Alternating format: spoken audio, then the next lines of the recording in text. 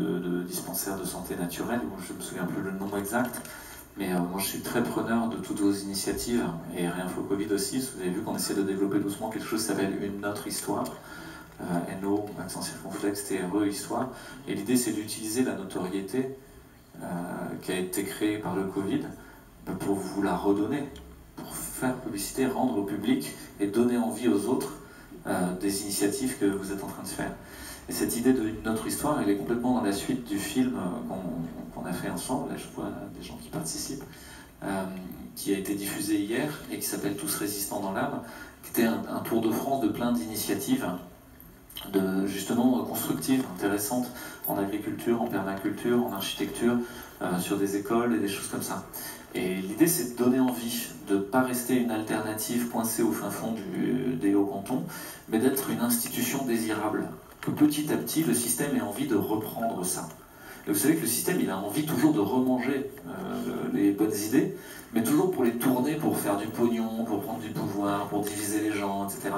Donc, vous n'avez pas vu, mais Michel Simès a fait une émission sur la santé intégrative il y a quelques semaines. Tiens.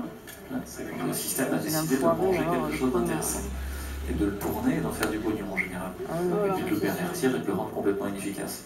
Donc à nous de continuer à tenir les choses intelligentes et petit à petit que l'institution s'en empare. Et tu dis que la mairie vous soutient, pour moi c'est un très bon signe. Comme à un autre endroit, il y a quelque chose qui s'appelle Terra, avec Frédéric Bousquet, dont vous avez peut-être entendu parler, une initiative extrêmement intéressante, et qui est soutenue aussi par la mairie. Et toutes les dernières conférences qu'on a faites, elles se sont passées dans des salles municipales. On n'est plus dans les catacombes, on n'est plus dans la crypte. On n'est plus en train d'essayer de se réfugier au fin fond de la forêt. Il faut qu'on revienne sur le devant de la scène et qu'on témoigne de ces initiatives qui sont en train d'être faites, qui donnent envie. Pourquoi je parle de ça en premier? Parce que pour moi, ça a un lien avec la deuxième partie de la question que tu as fait. C'est que peut-être, aller essayer de démontrer à quelqu'un qui s'est gouré, qu'il s'est fait avoir, qu'il a eu tort, ça ne marchera pas. Et qu'il faut renoncer à cet endroit-là, c'est pas à cet endroit-là que ça se passe. Si tu veux vraiment le faire, peut-être qu'il faut faire une association de patients, de victimes du vaccin. Peut-être qu'il faut faire changer de niveau d'interaction. Ou alors passer par d'autres endroits. Et déjà recréer du lien. Nos familles, elles sont divisées, nous y compris. On a perdu plein d'amis et tout ça, quoi. Je crois que le bon chemin, c'est toujours ce qui arrive à tisser du lien. Et que ce qui sépare, c'est l'œuvre du diable, c'est la part du diable, c'est le nom diabolos, c'est le diviseur, le séparateur, étymologiquement. Dia, c'est les directions opposées, bolein, c'est le mouvement en grec, donc c'est des divisions ce qui sépare.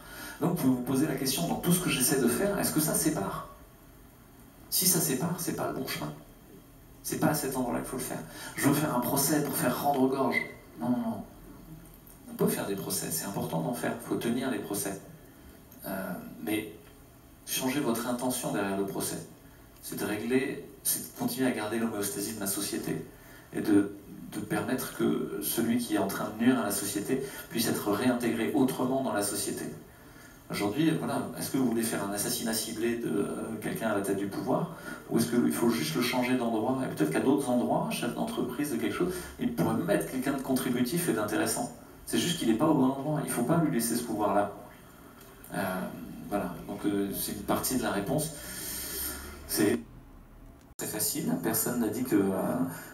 voilà. Mais je crois qu'on ne retournera pas à hier, on ne retournera pas à ce qu'on connaissait. On est pris dans l'errance de l'inconnu, où c'est à nous de créer la terre de paix où on a envie d'aller. C'est tous les récits symboliques et bibliques et autres, ils parlent de ça. Dans l'Exode, il y a 40 ans d'errance, on mange la manne, il n'y a rien à bouffer, quoi. Mais bon, ça va, on tient le coup. Et ils n'arrivent pas à trouver l'entrée de la terre promise. Si, ils la trouvent, mais quand ils y arrivent, ça leur fait peur. Ça leur fait peur parce qu'il y a des géants, il y a Goliath et tout ça, les Hittites.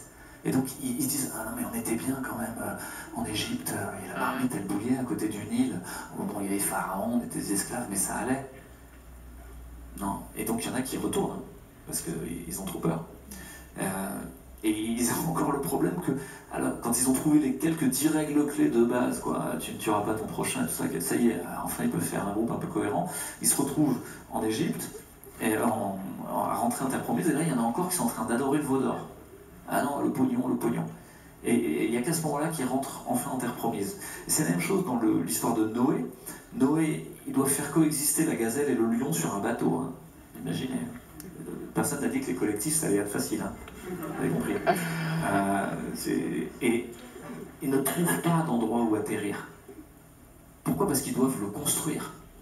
La terre, où il y a une colombe avec un rameau d'olivier qui dit « il y a une terre de paix où on va pouvoir atterrir », elle n'existe pas. C'est eux qui doivent la construire, par ceux qui sont en train de faire, au sein de leur collectif, etc. Et donc, j'ai entendu, vous ne voulez pas qu'on détruise la Sécu, mais la Sécu est déjà détruite. Et qui va changer les prothèses de genoux s'il n'y a plus d'hôpital public?